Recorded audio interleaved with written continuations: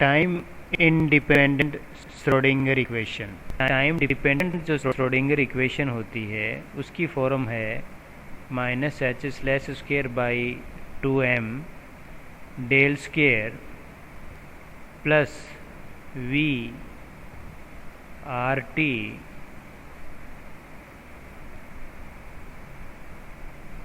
Sai R T equal to iota h slash del psi R T upon del T. यहाँ जो del square है वो एक Laplacian operator है और उसकी जो वैल्यू होती है वो होती है del square by del X square plus del square by del Y square plus del square by del Z square.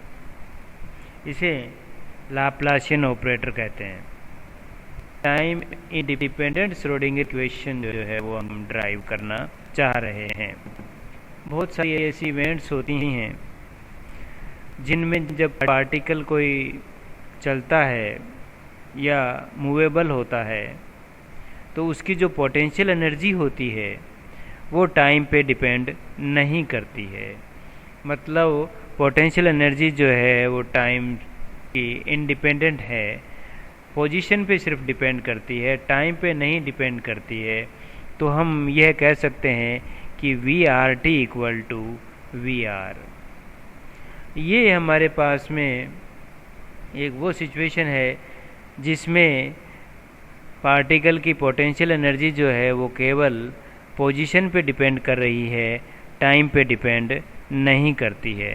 Car हम जो पार्टिकल का wave function psi R T है उसे दो फंक्शन, एक साई आर जो अकेला पोजीशन पे डिपेंड करता है और दूसरा एक और फंक्शन जो फाई टी है जो अकेला टाइम पे डिपेंड करता है, के मल्टीप्लिकेशन के रूप में इसे हम लिख सकते हैं। Means psi R T equal to हमने साई आर फाई टी लिया है, जहाँ साई आर अकेला पोजीशन पे डिपेंड फंक्शन है और फाई टी जो है वो अकेला जो है वो टाइम पे डिपेंड फंक्शन है। इसकी वैल्यू जो हमारे पास टाइम डिपेंडेंट श्रोडिंगर इक्वेशन है, हम इसमें साई आर टी को साई आर फाई टी से रिप्लेस कर देते हैं।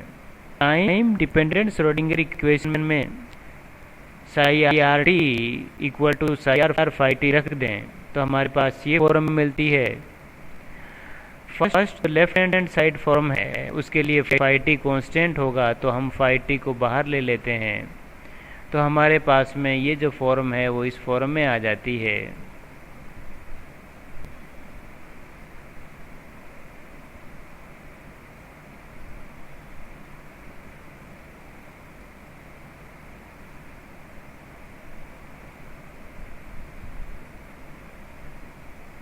सेकंड फॉर्म में जो है वो साई आर हमारे लिए कांस्टेंट होगा, तो हम साई आर को जो है डिफरेंशिएशन टर्म से बाहर ले लेते हैं तो हमारे पास में ये फॉर्म मिल जाती है। अब हम जो दोनों साइड है लेफ़्ट और राइट साइड में, उसमें साई आर फाई टी से दोनों साइड को डिवाइड कर देते हैं। डिवाइड करने के बाद हमारे पास जो फॉर्म बन जाएगी, यहाँ बनेगा हमारे पास -h slash square upon 2m del square psi are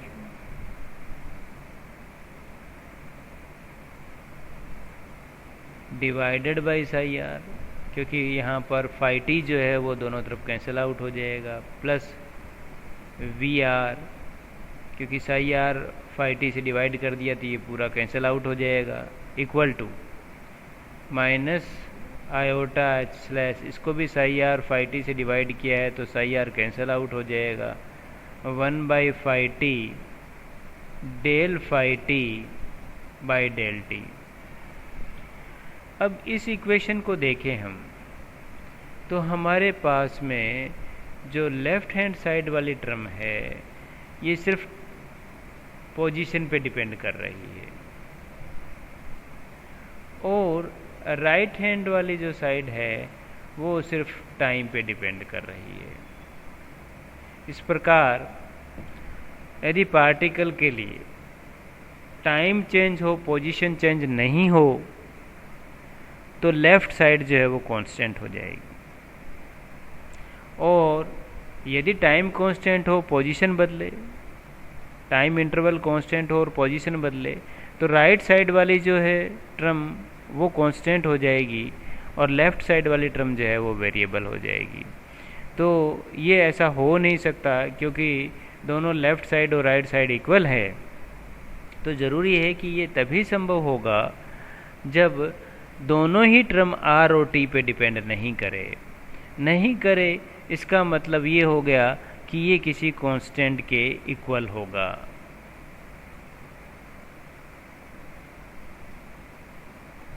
तो हम ये कह सकते हैं minus h slash square upon 2m 1/ψr del square psi r plus we r equal to iota h slash del by del t phi t divided by phi t equal to some constant है, और उसको हम जो है वहाँ यहाँ पर ई use कर रहे हैं। ये ई ऑपरेटर नहीं है, एनर्जी की वैल्यू है, सम कांस्टेंट है, इसको हम ई से रिप्रेजेंट कर रहे हैं, और ये एनर्जी की इक्वल होगी इसकी डायमेंशन। तो इस प्रकार हमारे पास में यदि हम इसको ई के इक्वल करते हैं, तो सबसे पहले लेफ़्ट साइड को ई के इक्वल करते हैं, तो हमारे पास ये फॉर्म बनेगी minus h slash square upon 2m 1/ψr del square psi r plus we r equal to E. दोनों तरफ यदि अब हम इसको मल्टीप्लाई कर दें साई आर से, तो हमारे पास टर्म बन जाएगी minus h slash square upon 2m del square psi r plus we r psi r equal to e psi r. अब ये जो श्रोडिंगर इक्वेशन बन गई, इसका हम चाहें तो थोड़ा फॉर्म चेंज कर सकते हैं, minus h slash square upon 2m del square plus we are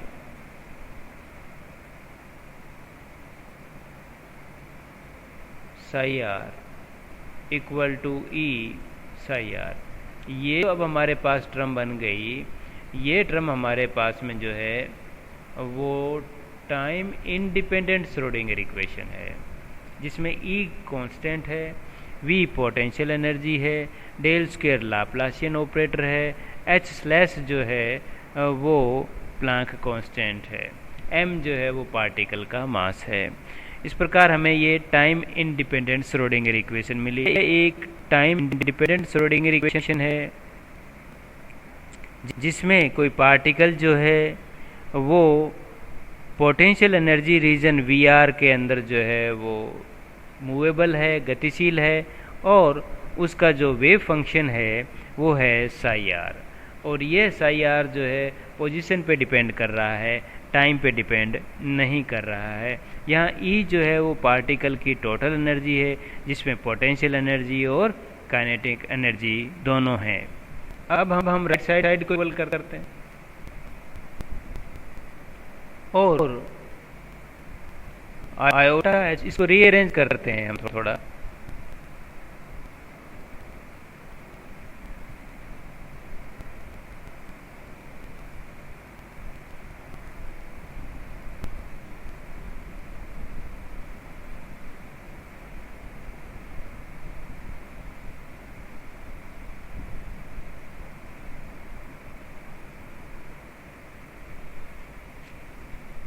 इसको इंटीग्रेट कर दें तो हमारे पास फाई टी इक्वल टू मिलता है सम कांस्टेंट ई की power minus iota E by h slash t. C एक कांस्टेंट है, हम अपनी सुविधा के लिए सी का जो वैल्यू है वो हम 1 ले लेते हैं,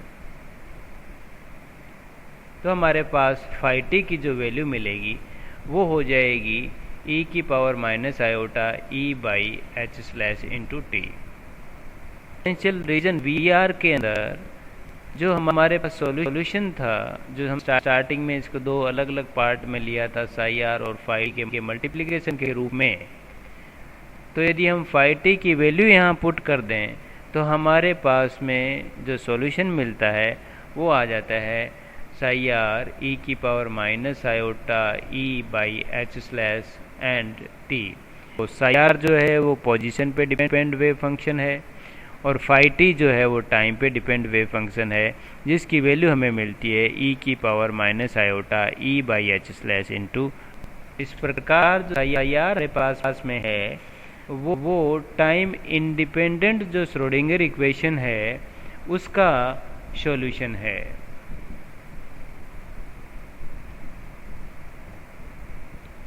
तो मैं एक बार पुनः रिपीट करता हूँ, जो हमारे पास टाइम इंडिपेंडेंट श्रोडिंगर इक्वेशन है वो हुई minus h slash square upon 2m del square plus we are